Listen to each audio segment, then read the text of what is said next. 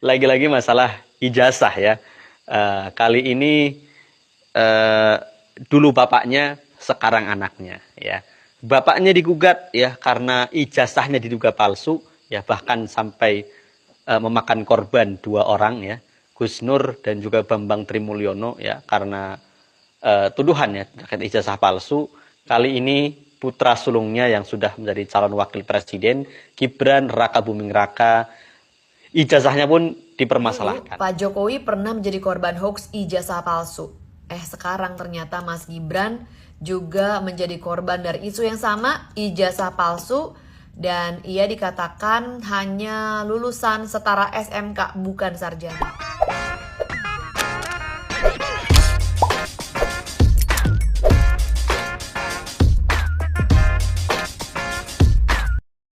Lagi-lagi masalah ijazah ya.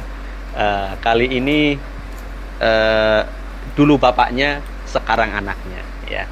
Bapaknya digugat ya karena ijazahnya diduga palsu ya, bahkan sampai memakan korban dua orang ya, Gus Nur dan juga Bambang Trimulyono ya, karena tuduhan ya terkait ijazah palsu.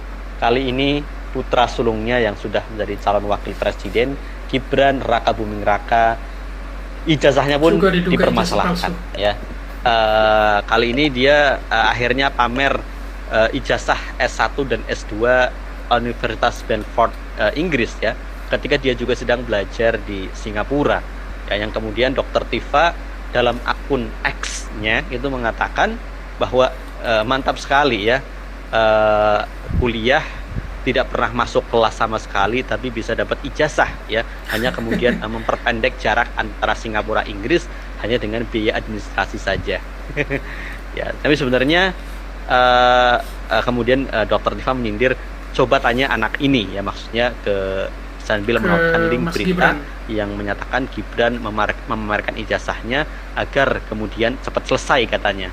Kemudian juga ijazah di Universitas apa ya, UTS ya, Insert UTS Australia juga dipermasalahkan karena ternyata itu hanya program semacam kursus ya, yang kemudian kursus untuk masuk Universitas Teknologi Sydney apa itu di Australia ya, yang kemudian dikatakan bukan S1 ya. Sebenarnya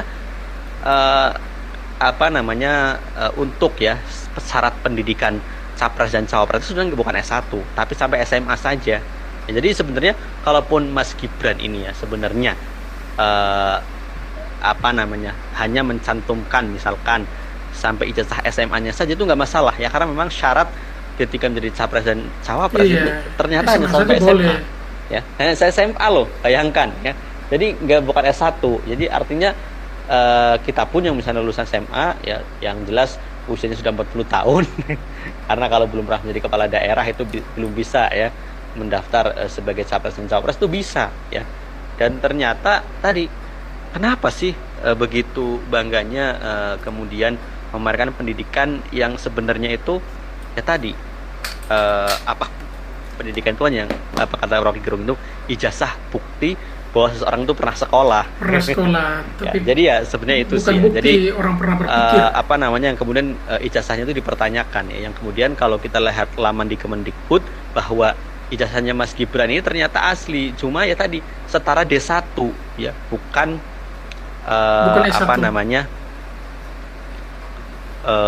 bukan S1 tapi setara D1. Ya sebenarnya nggak masalah ya, cuma ya harus jujur saja gitu. Dan tadi masalah ijazah ini ya sebenarnya cukup rumit ya, karena tadi biangnya itu belum selesai, yakni biang dari gugatan ijazah palsu Presiden Jokowi itu belum terbukti inkrah di pengadilan sampai sekarang ya. Jadi sekarang masih sedang digugat dan proses peradilannya ya, pengadilannya masih berjalan proses hukumnya. Dan sebenarnya masalahnya akan selesai ya ketika kemudian ijazah asli itu dibawa ke pengadilan ya, kemudian dibuktikan keasliannya sudah selesai toh itu. Bukan kemudian memperpanjang sampai kemudian tadi berlarut-larut ya, sampai kemudian hakimnya harus diganti karena hakimnya dianggap berat sebelah ya, kemudian sampai tadi hakimnya dilaporkan ke komisi yudisial ya, sampai kemudian tadi ya sampai memakan 2 orang korban ya, Gus Nur dan juga Bambang Tri. Ya sebenarnya Gus Nur dan Bambang Tri. Buku yang dibuat oleh Bambang Tri Mulyono pada tahun 2015-2016 ya, sebenarnya akan selesai ketika ya tadi ijazah yang asli itu dikeluarkan dan kemudian diperiksa oleh otoritas yang mengeluarkan atau tadi oleh Kemendikbud, sebenarnya akan selesai. Cuma kan tidak pernah dilakukan ya, dan seolah seperti api dalam sekam ya, itu berasap terus lama-lama jeger ya, terbakar ya. Karena apa? Karena tadi tidak pernah tidak pernah dikeluarkan itu yang asli ya. Dan bahkan di sidang Pengadilan Negeri Surakarta ya, ketika mengadili Gus Nur dan juga Bambang Tri, jaksa penuntut umum pun tidak pernah menghadirkan ijazah asli Presiden Jokowi, hanya menghadirkan fotokopiannya yang sudah dilegalisir. Ya, ini kan juga aneh ya. Yang kemudian malah memanggil teman-temannya, guru-gurunya, kepala sekolah yang sekarang menjabat.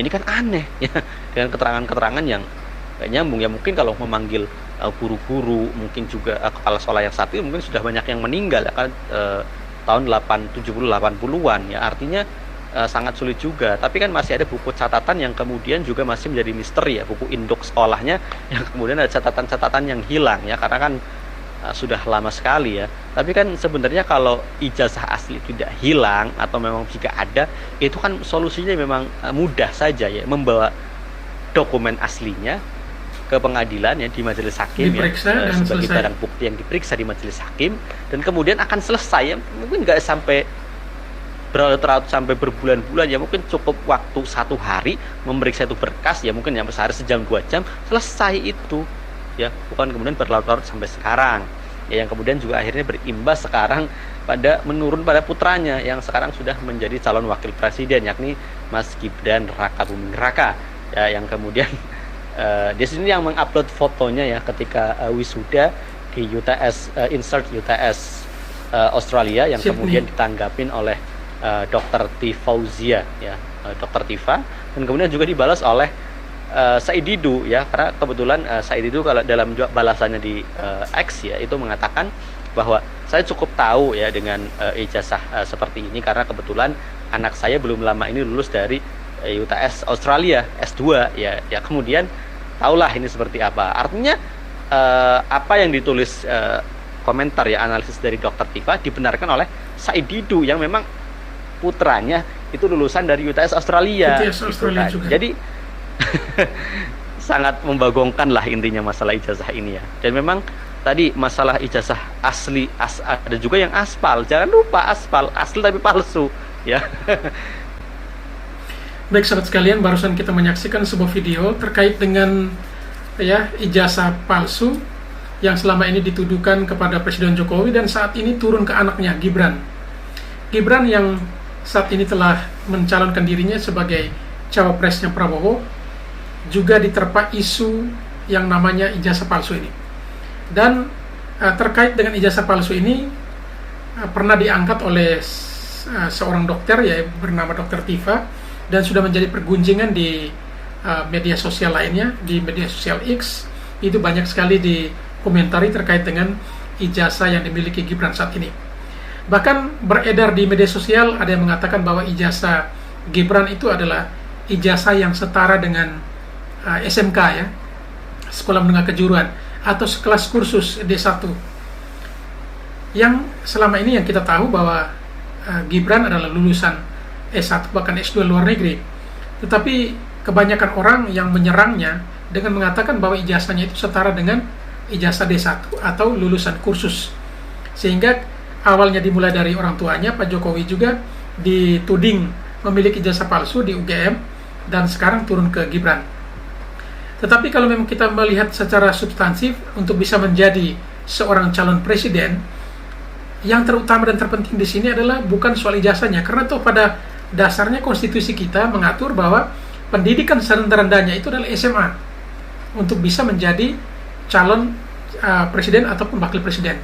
Artinya kalaupun ada yang mempersoalkan ijazah Gibran itu bukan S1 atau S2, tidak jadi masalah, karena memang sesungguhnya ketentuan kita itu SMA pun bisa mencalonkan diri menjadi capres dan juga cawapres. Lalu menjadi pertanyaannya, kira-kira kenapa konstitusi kita atau undang-undang kita membolehkan orang yang memiliki ijazah SMA pun bisa mencalonkan dirinya menjadi capres maupun cawapres. Ini teringat akan beberapa tahun silam ketika Megawati calonkan dirinya menjadi calon presiden saat itu, justru dari Partai PDI Perjuangan mengajukan ke MK untuk bisa ditinjau kembali soal persyaratan untuk menjadi capres. Dan kala itu diajukan terkait dengan pendidikan terakhir seorang calon presiden minimal SMA. Dan saat itu diputuskan sehingga berjalan hingga saat ini. Namun dalam perjalanan ketika kemarin MK juga memutuskan untuk review kembali terkait usia dari minimal 40 menjadi di bawah 40 pun asalkan pernah menjabat atau sementara menjabat kepala daerah. Dan itu yang sementara yang dipergunjingkan.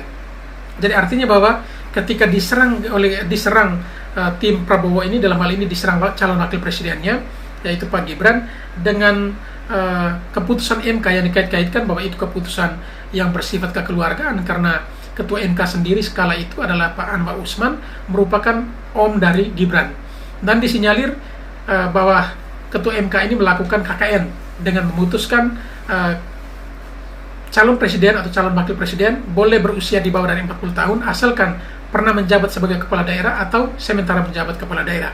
Dan disitulah dikatakan bahwa ini keputusan yang tidak adil dan lain sebagainya, sehingga banyak sekali pihak yang mengharapkan agar Gibran itu tidak lolos menjadi cawapres. Tetapi ketika pada akhirnya keputusan MK justru tidak menganulir putusan MK sebelumnya, maka dengan sendirinya Gibran lolos menjadi cawapres dan sudah bersama dengan Prabowo mengambil nomor urut pasangan dan mendapatkan nomor urut 2. Nah, ketika MK sudah mulai reda, kini saatnya diganggu dari sisi lain, yaitu sisi akademik, yaitu diganggu soal ijazahnya. Dan hal ini juga pernah dialami oleh orang tua kandungnya, Pak Jokowi juga sama, dan sekarang Gibran juga lagi diulik soal ijazahnya.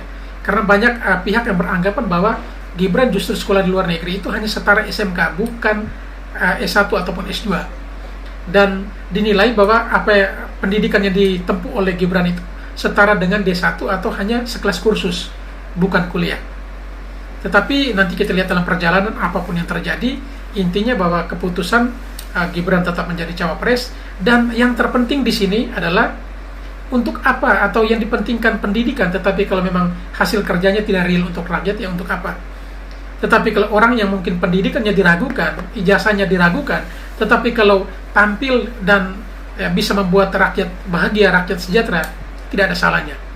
Karena seperti apa yang disampaikan oleh Rocky Gerung adalah ijazah itu bukti seseorang pernah bersekolah, tetapi bukan bukti seseorang pernah belajar, ya, atau bukti seseorang pernah berpikir, ya. Rocky Gerung pernah mengatakan demikian.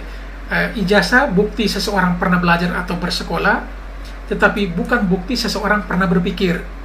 Sehingga kalau memang hal ini ditujukan untuk Gibran, ya saya rasa itu juga bagian dari serangan-serangan kecil hanya untuk mengganggu konsentrasi dari pasangan Prabowo Gibran ini.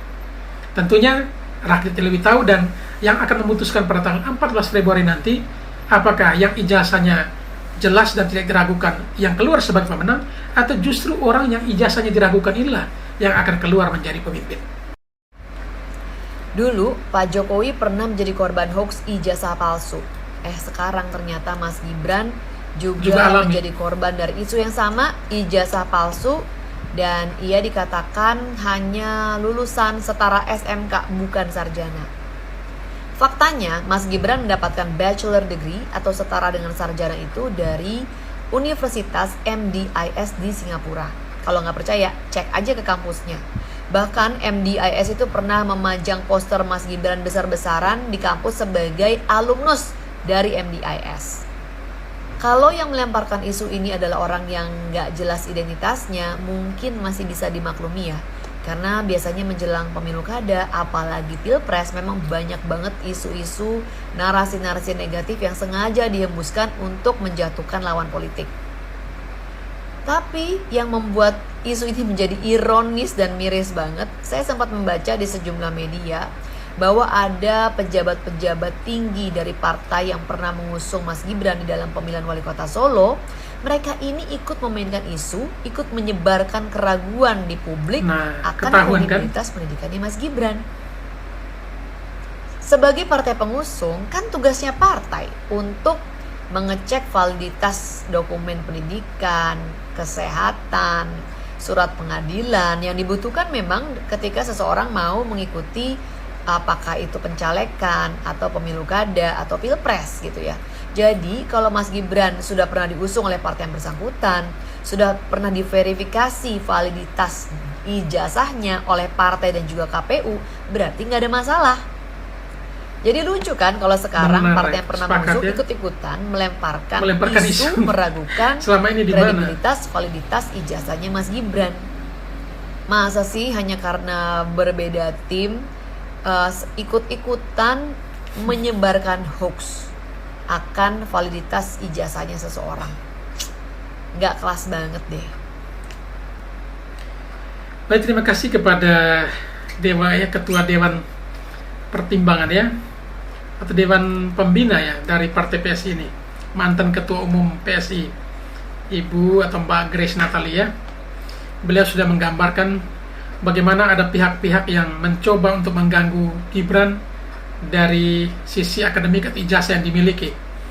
Dan ternyata tidak hanya orang awam, tetapi justru orang-orang politikus yang dikatakan orang-orang yang cukup berpengalaman, dan bahkan orang yang berada dalam satu tim dulu yang mengusung Gibran menjadi wali kota pun ikut-ikutan mengatakan bahwa atau meragukan terkait dengan ijazah dari Mas Gibran itu sendiri.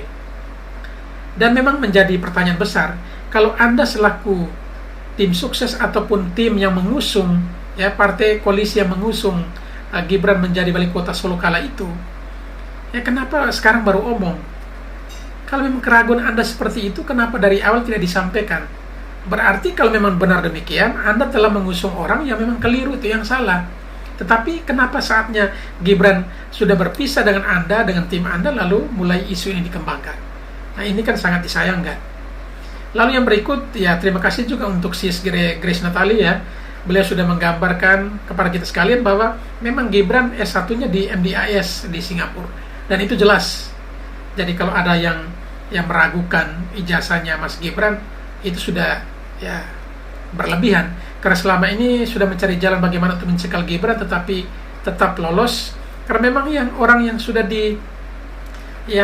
disiapkan oleh Tuhan, ya, yang dipercayakan oleh rakyat, tentu apapun yang terjadi, halangan bagaimanapun ia akan lolos. Karena memang orang-orangnya yang sudah dipersiapkan, ya. Tetapi kalau memang rezekinya atau jalan hidupnya Gibran tidak bisa menjadi seorang wakil presiden, ya tentu pasti ijazah selengkap apapun juga pasti akan terhalang banyak hal. Tetapi sangat yakin bahwa orang-orang yang biasanya dijolimi, biasanya diragukan, itu justru akan memberikan efek kejut. Hal itu sudah dibuktikan oleh Presiden Jokowi.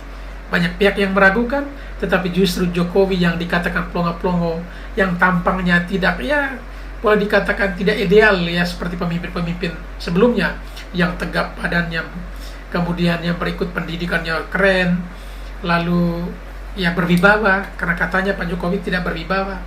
Tetapi hasilnya apa? Justru menjadi macan Asia dan dikagumi, bahkan ditakuti oleh dunia luar. Ya, termasuk Uni Eropa pun harus bertekuk lutut di hadapan Presiden Jokowi. Nah, hal yang sama juga pasti akan Mas Gibran lakukan itu. Biarkanlah ya anjing menggonggong kafilah berlalu, tidak usah respon, tetapi mempersiapkan diri dengan baik agar kelak saatnya tiba, biarkanlah rakyat yang membuktikan siapa yang paling hebat.